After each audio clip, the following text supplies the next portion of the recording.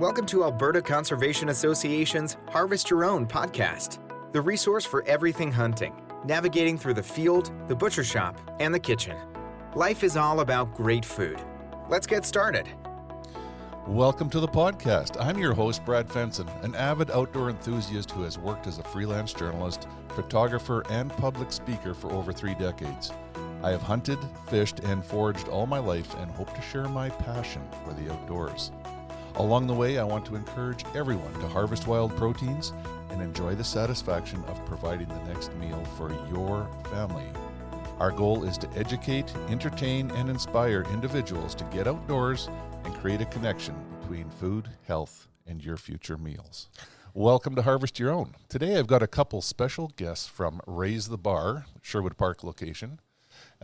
They're described as a boutique-style gym that offers group fitness, personal training, and Pilates, all under one roof. They are in the business of self-improvement with a mission to help clients reach their fitness and lifestyle goals while bringing balance back to their lives.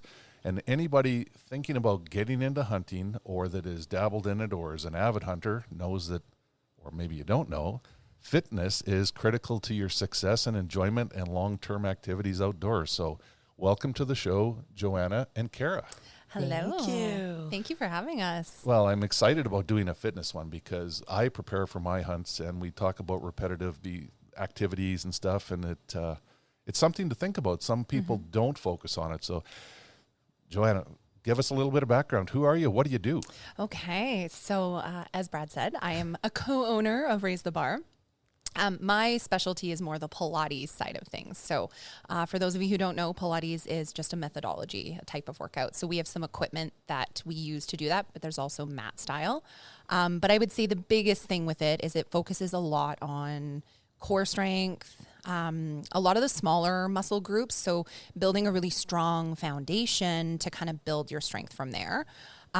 It's become a little more popular in the rehab world, not so much here, but like in Australia, pretty much every single physio is also a Pilates instructor. So I've had a lot of people come to me with shoulder, back pain, that kind of stuff. So I work with a lot of people on kind of rehabbing that. And I find it goes really well with our other program, like the downstairs workouts where it's the lifting the weights and that stuff. It kind of balances it out. So it gives people the ability to come in, build some strength on some of those smaller muscle groups, build that core. And they often find when they go downstairs, they can lift heavier, move better, just better body mechanics overall. So I've been doing that for, oh my God, like almost 12 years now, a long time, a really long time. And I still love it. I love working with people and kind of helping fix aches and pains. There's nothing better than when someone comes in with a sore back and they tell me they don't struggle with that anymore. So. Yeah, I guess we could say you have core business, and that's, I've always chuckled, and some of the guys out there might laugh, but I've taken Pilates several times. I've had a couple back surgeries and other things, and boy, strengthening your core makes a huge difference to your overall health and happiness is the way I'd put it, because you talk about aches and pains, and the more birthdays you have, the more aches and pains you have, so staying in shape can actually ward that off quite a bit. And absolutely. It's quite important. Yeah, very preventative. Absolutely. Kara, what's your specialty? What do you do? What do I do? So I'm the downstairs portion of our business more so. I do more of the strength and conditioning and the nutrition. So Joanna does the small muscle groups. I do more of the compound, bigger muscle groups.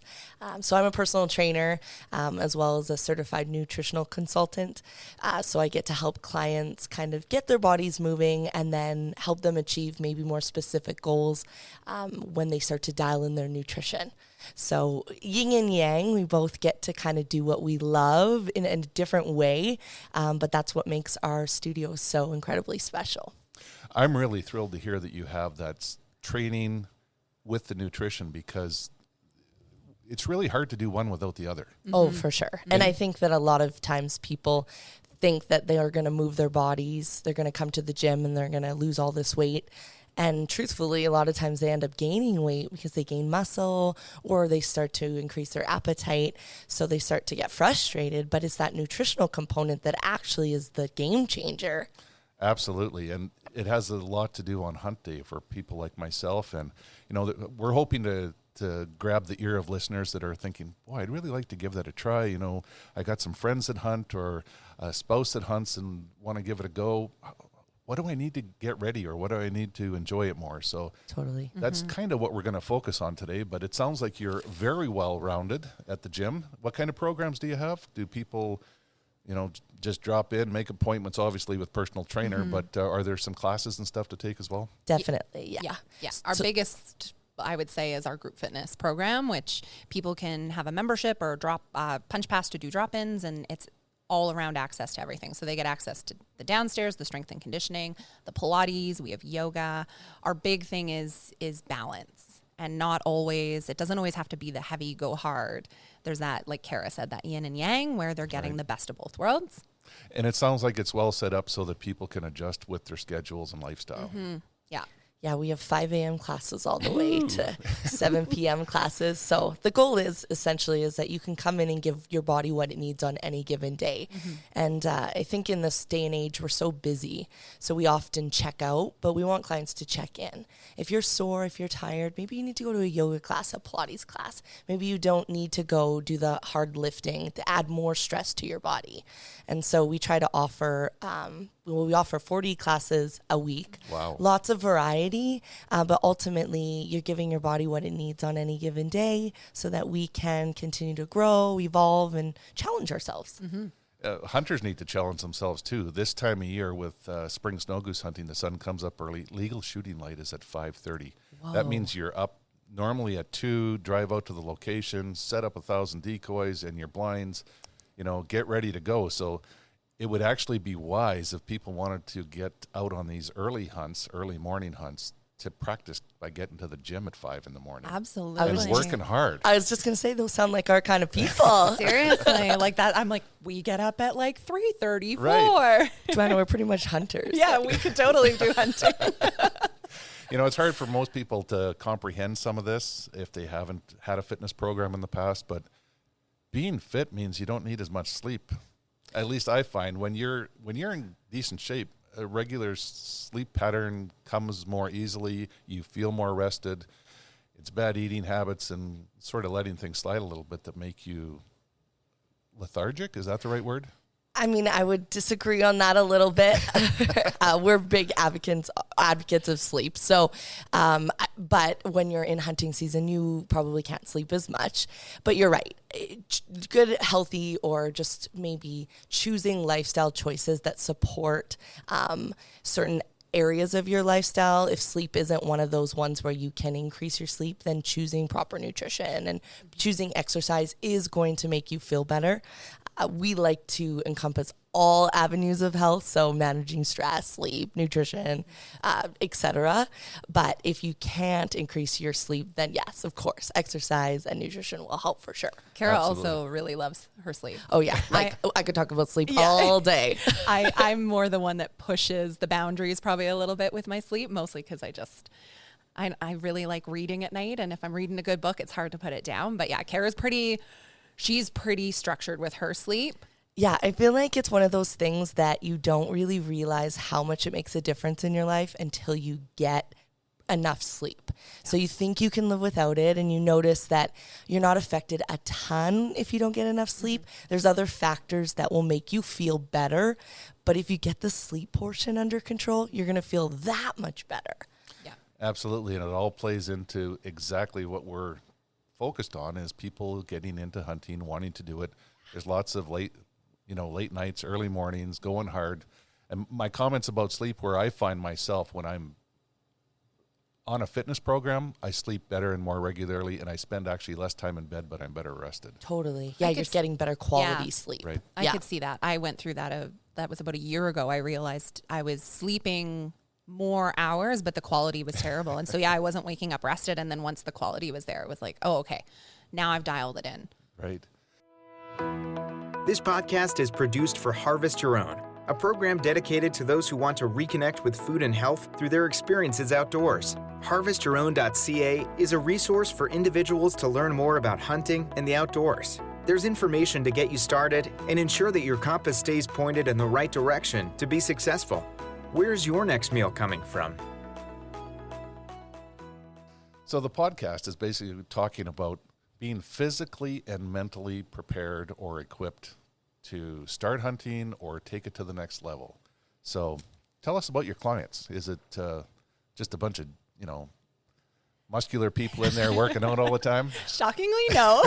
A lot of people think that because Joanna and I potentially are that. You might look at us and think that, and we love to use the barbell. We love to lift heavy, but most of our clients are real people, 40 to 60-year-old women, typically. But we have husbands of those women coming. We have husbands and wives that are a little bit younger. They now have their kids out of diapers and they're into more routine, so they're able to come.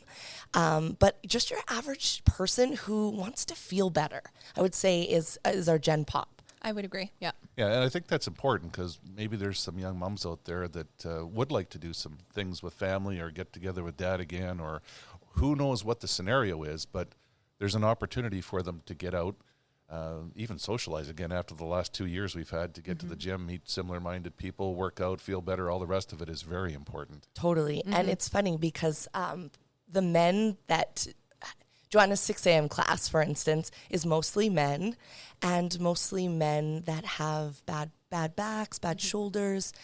They want to feel better. So it's not who you would think it would be. Yeah.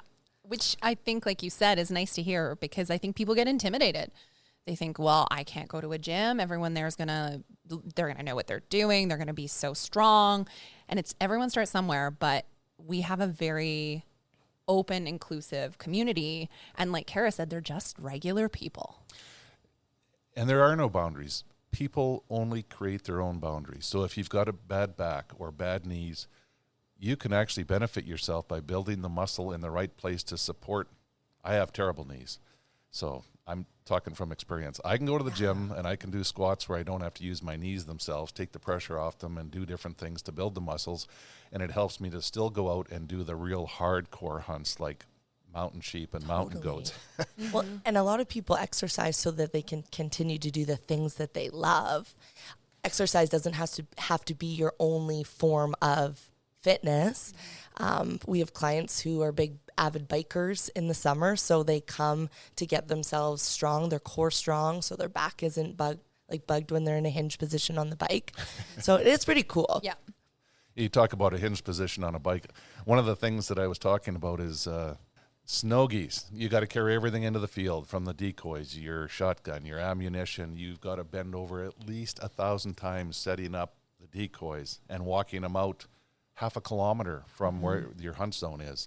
Afterwards, you have to pick them all up, and if you're lucky and you've harvested birds, you're allowed up to 50 a day, and they weigh about 8 pounds a piece. You have to carry all those out. Wow. So a trip to the gym could make that much more enjoyable because repetitive motion, bending, actually the ground's frozen, so you're pushing on each stake. It makes a big difference. I've taken lots of people out that are so sore the next day they don't want to go. 100%. I bet. Like how much does that weigh? Like as you're carrying that out, like what's the average weight? We cheat sometimes and use carts, wheelbarrows, sleighs, whatever we have to, but a bag of decoys here would probably weigh 75 pounds. Oh, so yeah, that's significant. Yeah, so we got backpack straps on it. We can throw it on. The real killer, though, people don't realize it, is the birds. Like we had a hunt, we shot 100 and some snow geese. That was like 1,000 pounds of birds to move out of the field. Yeah. So many trips, 800 meters in, 800 meters out, like over and over and over with big weights. So you wouldn't spend that much time working in the gym doing something like that. So preparing a little bit ahead of time sure makes it more enjoyable and allows you to do it. Well, and you're right about the repetitive motions, because if your movement mechanics are sound, if you know how to hinge properly, if you know how to move your body well, when you do those repetitive movements, you're loading properly. You're less likely to get injured. I mean, nothing worse than being how far out into the wilderness and getting an injury, right? But if you've trained that way, if your body's prepared for that load, you're setting yourself up for success. Mm-hmm. Absolutely. And I find that you probably have the background on this.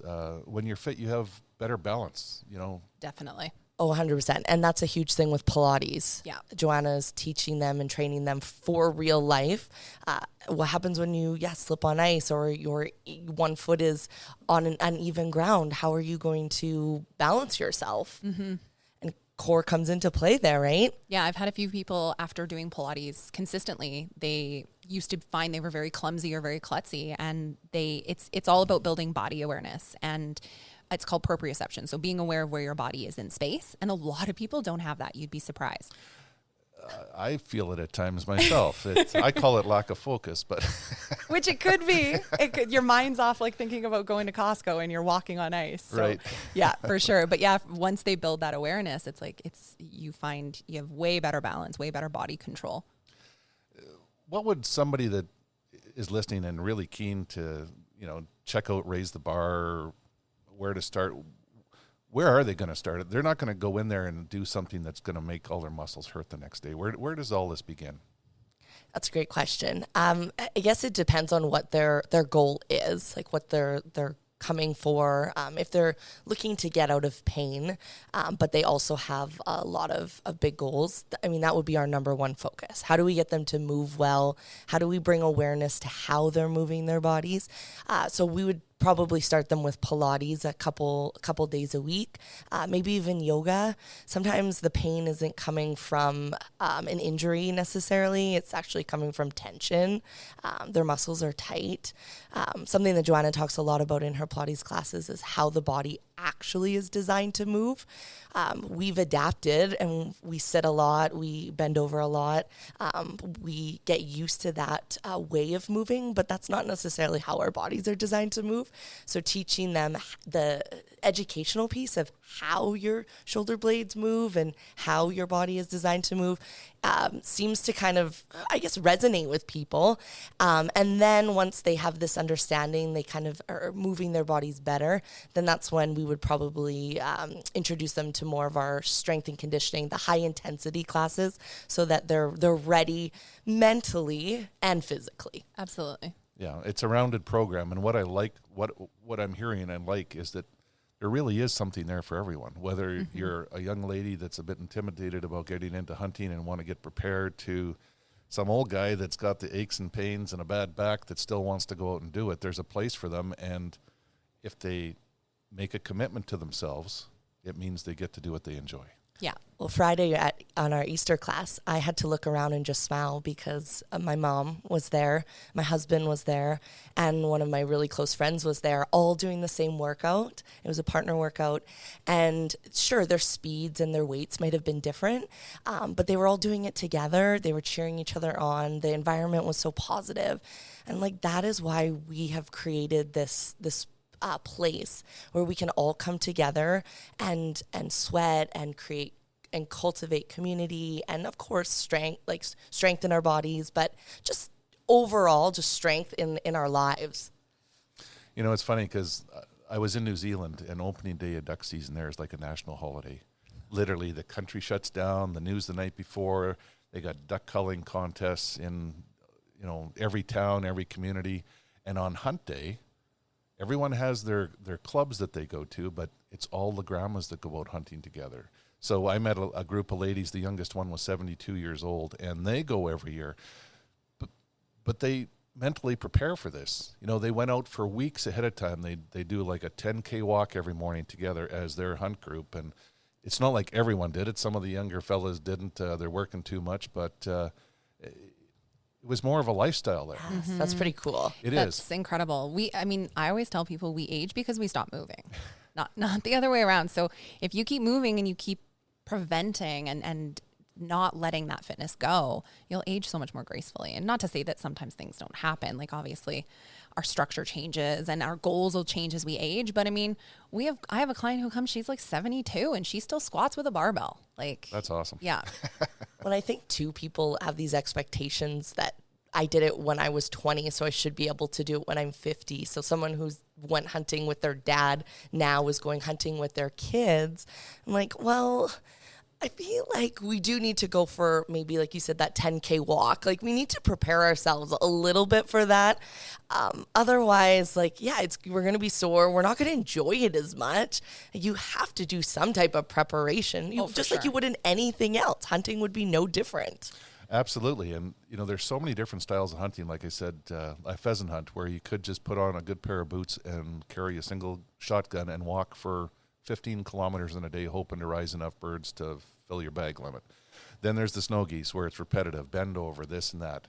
Archery hunting elk, you're running up and down river valleys in the forest, and it is quite grueling. Usually you have a backpack on, and if people are really adventuresome and you want to do a backcountry sheep hunt or something, you're carrying everything on your back you're going to sleep in, live with, your food, and if you get something, you have to pack it out, and it can often be like a week to 10 days in the mountains. So, holy crap. You know, there's so many things you can look at in so many different styles of hunting, and people take it to different levels, but you could develop a program for anything people wanted to do, whether it was that absolute hardcore wilderness, you know, surviving in the backcountry, to somebody that just wants to get more out of their long walks and bring a bird or two home.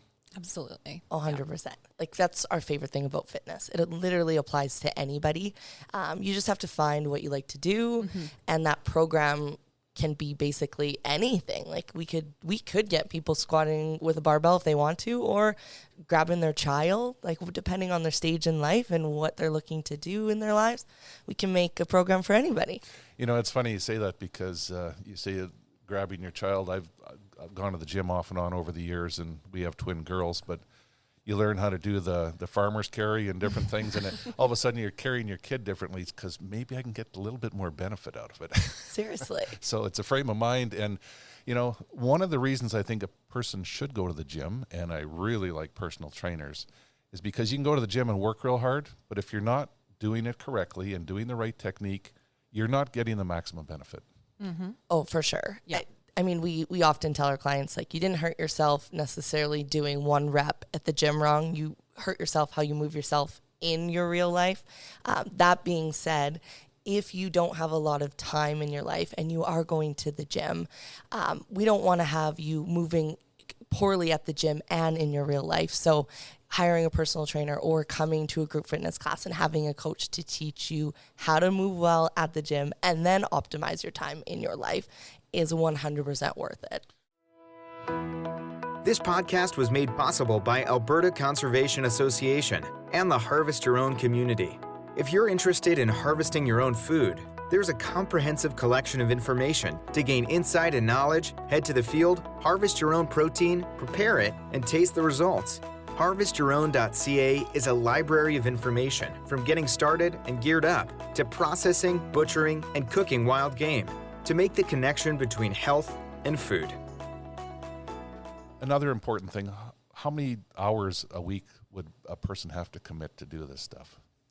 Depends on their goals.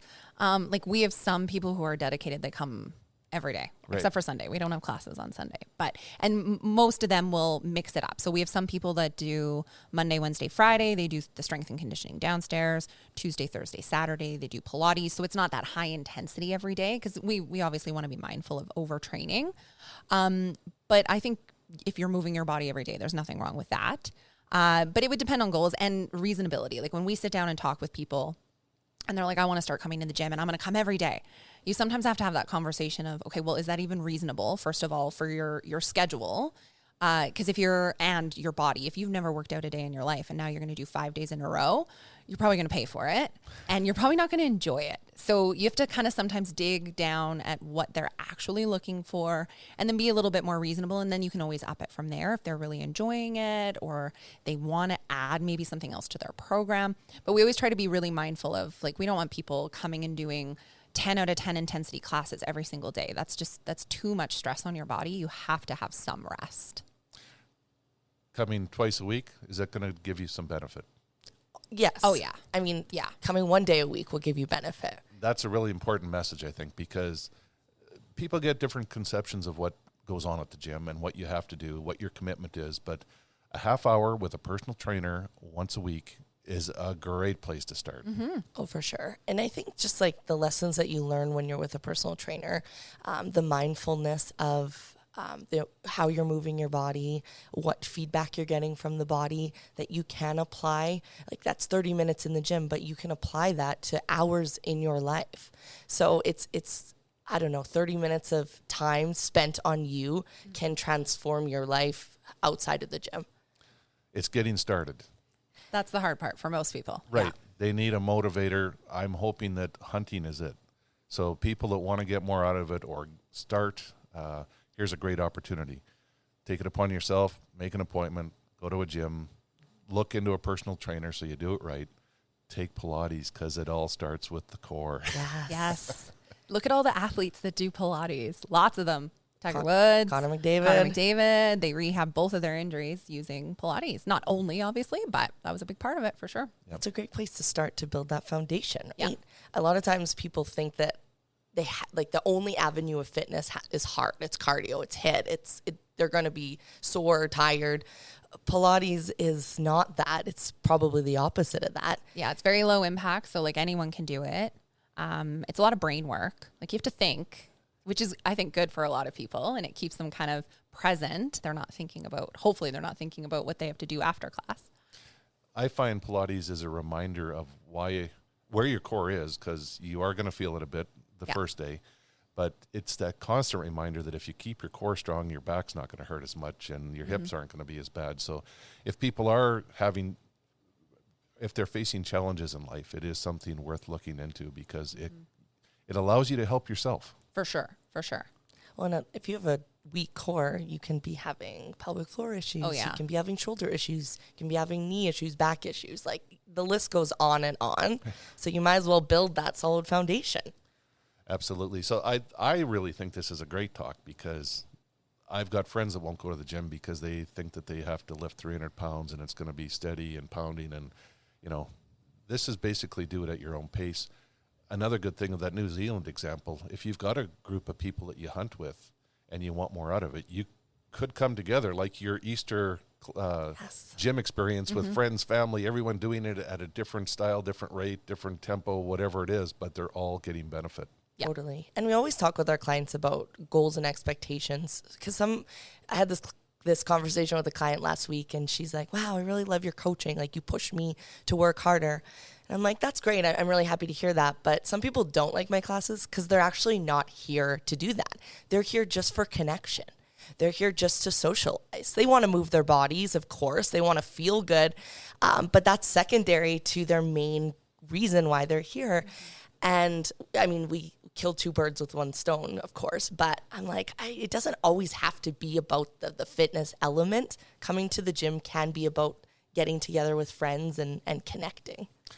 Well, we're all craving more social in our life, and it's a great way to do it at the gym. And, my experience is that I've met some wonderful people in the gym over the years, and people you'd probably never meet anywhere else in life that you'd least expect to find something in common with. But a lot of people come and go through the door every day, and all of them are trying to better themselves, which is a really good atmosphere to put yourself in. Mm-hmm. Totally. Yeah. We don't like to brag too much, but we do love our community. Is pretty amazing. Getting physically active and in shape, we'll call it. I don't know if that's the exact term, but it's mental. Yes. And if you tell yourself you're going to next week or next month or after Christmas, after my birthday, you're never going to get around to it. Make a commitment, go and do it, get started. And what you find is that there's some great mental benefits. It's going to motivate you to do more, feel better about yourself. So my recommendation would be don't put it off. Yeah, come in. And we talk about this a lot in our classes with like the mental aspect. Sometimes working out is hard. Like it's like, and our workouts are hard. We challenge our clients and we do push them. And they are mentally challenging a lot of the time, not just physically. But Kara and I always talk about how we really believe that pushing yourself in the gym like that, pushing yourself to your limits, and working hard with that person beside you is going to build that mental fortitude. So how you behave when you're under that type of stress in the gym is likely how you're going to behave in your day-to-day. So for hunting, for example, you're out in really stressful conditions. Well, having that kind of workout where you're pushing to those limits can help you train for that. And it's very important. It's great to have a freezer full of elk, but when you have to take it out of the bottom of the river valley, one backpack at a time, it's a mental game. If you ever tell yourself you can't do it, you won't. Mm-hmm. But when you start off saying, I'm looking forward to having this at home and sharing a barbecue with friends and family, put on the backpack and get going. You might need to stop and rest and might need more rests on the next trip and more on the next trip, but you can get it done. And that mental fortitude comes from actually training in the gym too and having a good perspective on life. I don't know, but I'm looking at Kara right now because I'm like having flashbacks. We'll do workouts where there's like certain amount of exercises in a certain amount of time and you repeat it 5 or 6 rounds. So I'm imagining that's what it feels like. Like we get to the 4th round and we're like, oh God, like we still have 2 to go. Okay, we can do this. That's probably what it feels like walking back and forth. Every round you're like, okay, I can do this. Your legs start to get a little bit more like bubble gum and shake a little bit. But if you've never felt that before, if you've never been in the trenches, you don't know how to get yourself out of that, right? Like in our workouts, I always say, the difference between the person next to you and you is not that it's hard for them and it's easy for you or vice versa. It's the person that's willing to keep going when it gets hard. And if you've never felt that hard that I want to quit, because I feel that way every single time I work out. I'm like, I want to die. I don't want to do this anymore. But then I have a conversation with myself of like 1 rep at a time, 1 minute at a time, 1 workout at a time, and you'll get there. And it would be no different in hunting.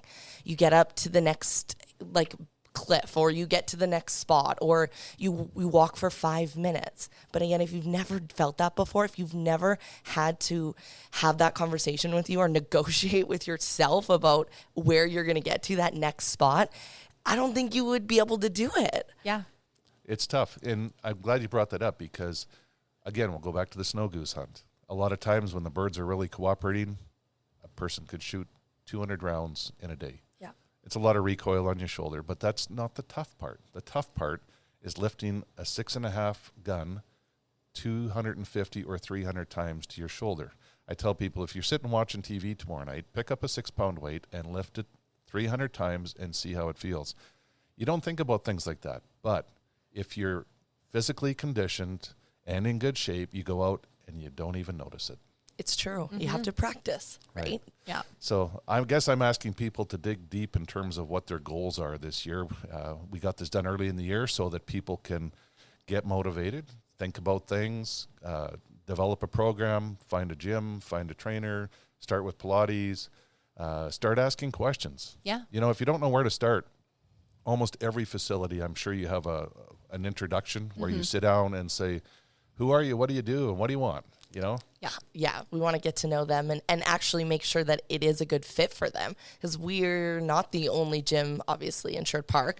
But there's a lot of amazing gyms out there with amazing coaches that can offer a service that we might not be able to offer. And we're okay saying, hey, go across the street or go next door to XYZ. They're really good, or they have a trainer there that's gonna be a better fit than we are. Mm-hmm. I'm actually quite excited about all this, and I hope that it resonates amongst listeners. Where can people find out more about Raise the Bar? So we do have a website. It's www.raisethebarsp.ca. So pretty much all of our info is on there. We have a schedule on there, different like membership plans, that kind of stuff. But they could also email us if they have very specific questions and they want to reach out. It's info@raisethebarsp.ca. That's a great place to start too if they're just wanting to set up a consult, like you said, an intro. So we always do a free consult where they come in and can meet us, so they can email directly and set that up. And then we can always give them the options in person. But like Kara said, it just gives us the opportunity to show them the schedule and help them pick what's going to work best for them and their goals. Yeah, and it gives them a chance to come in, check things out, and see if they can tailor a program and hear firsthand what can be done for them. Mm-hmm. You know, and we're talking about a wide range of people here, from people that are starting out or haven't even started yet, to somebody that's done it for years and is listening and saying, maybe I can sit in a layout blind and hunt birds again. That, you know, was my passion all my life, but my back's been too sore. You could do it. We hear that a lot. I used to be able to do this, and I want to be able to do it again. And I mean, obviously, sometimes there's injuries that prevent that. We can't make blind promises, but I do like to think more often than not, just by getting fit and moving better, a lot of those things you used to do, you might be able to do again. Are you on social media? We are. Joanna. I always screw this up. Kara always messes it up, so I'm looking at her. We are on Instagram at raisethebar_SP. And then we also have our personal pages. They're still through Raise the Bar, but it's raisethebar_Joanna and raisethebar_Kara. It's true. Awesome. Is there any other advice as parting words that you would like to give to people out there to motivate them, to encourage them to do something for themselves? Because this really is for yourself. You do this for you. Yeah. I mean, we always tell people it is an investment in yourself. And we are by no means like a cheap gym. We definitely are an investment, but I would argue long term, we only get one body. And if we don't take care of it, we're going to pay for it later. And you might be sitting there thinking, oh, I'm totally fine. Like I feel great. And on my hunts, I feel great. And it's like, yeah, now, but down the road, that will start to take its toll. Repetitive movements, muscular imbalance because of repetitive movements. So like even just carrying your gun on the same side all the time, that eventually you're going to start to notice things. So make that investment now. Try to be more preventative. Don't wait until it's an injury and it hurts. Try to get in there now and you'll get way more benefits.